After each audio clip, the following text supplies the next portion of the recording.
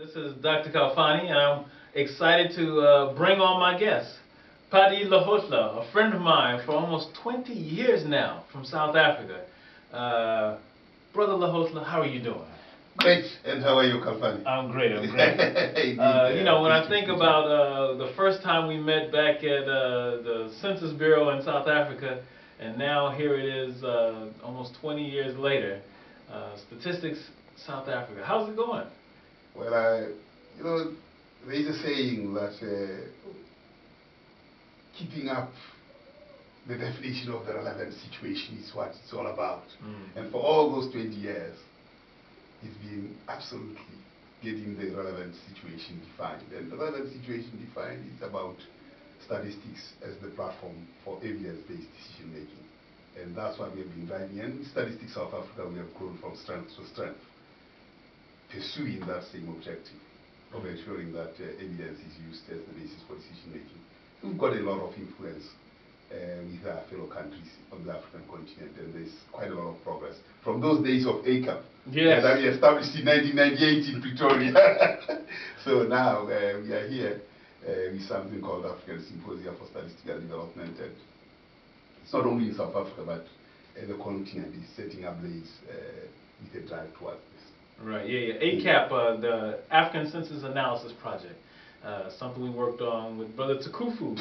Yes, absolutely. From University of Pennsylvania. Yeah. You know, and that's still, as an entity, still growing strong. You know, it is. I mean, we still have we have the publication on the demography of South Africa. We are now publishing another series on the demography of South Africa. The series that we called after Robben Island for the South African context, and the demography of South Africa for the entire continent.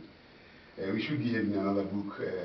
You know, I said there's a prospect of actually looking at the centenary celebrations of Statistics South Africa, because in 1914 that was when the first Statistics Act was promulgated. Now 2014 July, which will be 100 years, and it's worth looking back and saying what has happened across the country in those years, particularly in the post-apartheid era. You will spend time at the Statistics South Africa in 93, 94.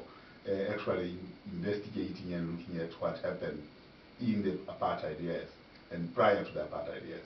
Yes, no, I did. I spent a lot of time in statistical archives, collecting data, gathering data, and you know, it's interesting to look back now, many years after, looking at those documents, and some of them now may not even be accessible. At least the digital copies of them.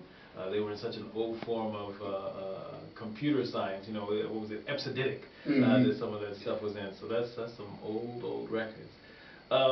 When you look at the history of what you do, and you know, you think back into being in Botswana, and now being at Statistics South Africa, how do you see the trend, not only the transition, but the contrast for what you aim to do at that time and what you aim to do today? Well, you know, my getting to Botswana was an accident. I mean, I was going to Botswana, running away from Lesotho. Africa is always having its interesting moments. Everyone runs away to be a refugee elsewhere, but for me, as I left Lesotho going to Botswana, I got a friend in Botswana who said, "No, stay here and you'll get a job." So I stayed and I got a job.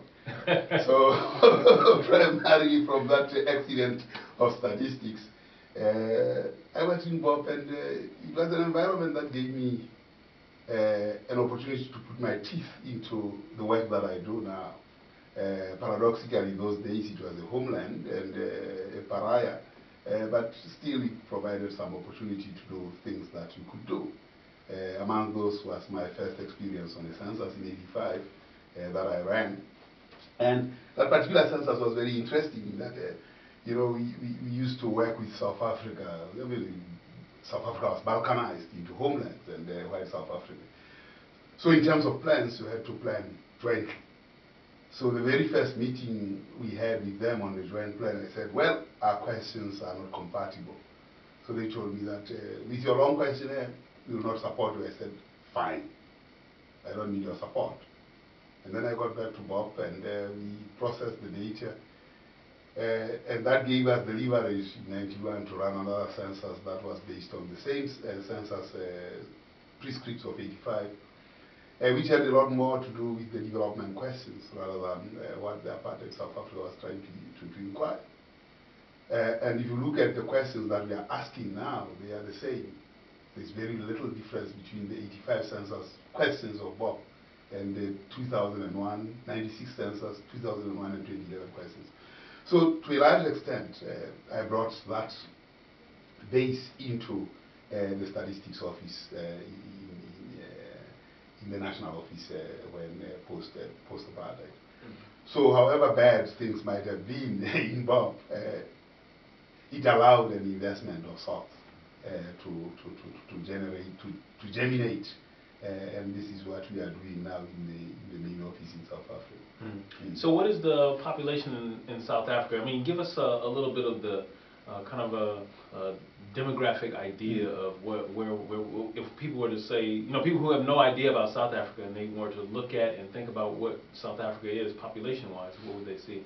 Well, South Africa has gone through a lot of a rapid transition. I mean, it's a country, the narrative that as you look at it through the censuses, it's actually a country in transition. Even if you were to go and look at the censuses of 1970, 80, 85, 91, 96, the most comprehensive census was the 96 census because it covered South Africa in its new form, and then the one in 2001 and 2011. From those censuses, then you've got a narrative of a country that is in transition and experiencing transition very rapidly. As of 96, there were 40 million people. 2001, there were 44. Now it's 51 million as of 2011. Well, race is still a very major component of our history. It defines us as a nation. Blacks are 80% of the population. Colors are about 10%, whites 9%, and Indians 2%. So that's the breakdown, the race classification of the country. In terms of incomes, white households, for a variety of reasons, including education, earn about 6 times what black households earn. But the incomes of blacks have risen quite rapidly from 1996 to 2011.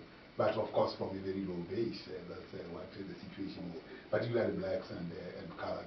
Indians have caught up quite well with the white population group.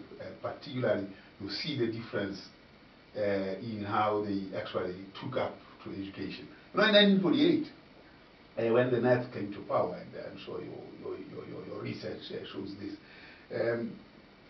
they got Verwoerd, Dr. Verwoerd, who became later the Prime Minister of South Africa. 1953, September 17th, he said, what's the use of teaching a Bantu child mathematics when it can't use it in practice? And then he introduced Bantu education. And the Bantu education affected very, very effectively the blacks and the colored.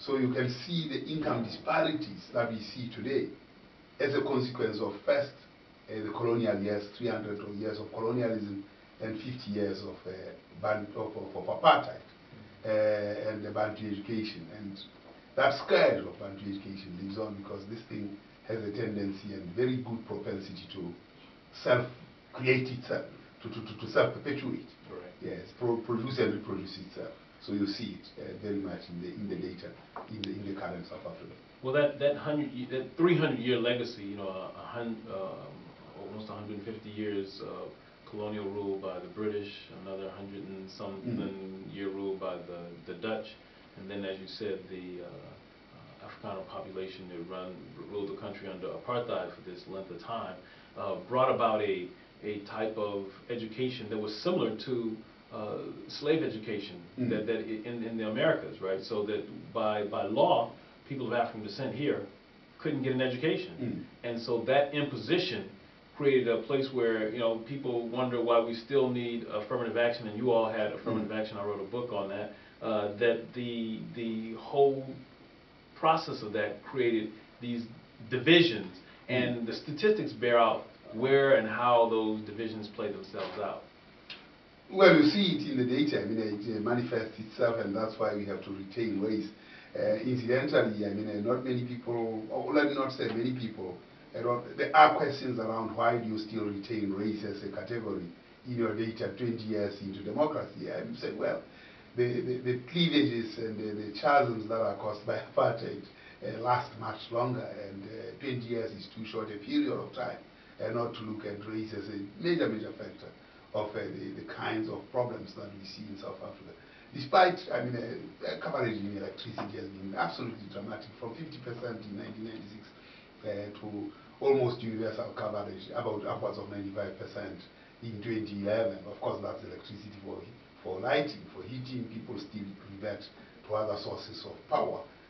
Water coverage is also very good, and so your Millennium Development Goals have largely been rapidly achieved in South Africa. But of course, when you look at education, it is still the quality of education. I mean, very few people manage to do mathematics, particularly among the blacks. From grade 1 to grade 3, you can see that children actually like to enumerate, and they do well in those subjects. Past grade standard 1 or standard 2, they do very badly. One, because they're not teachers. They wouldn't have been teachers because they wouldn't have been produced. So it's a self-perpetuating problem in South Africa. That's the problem.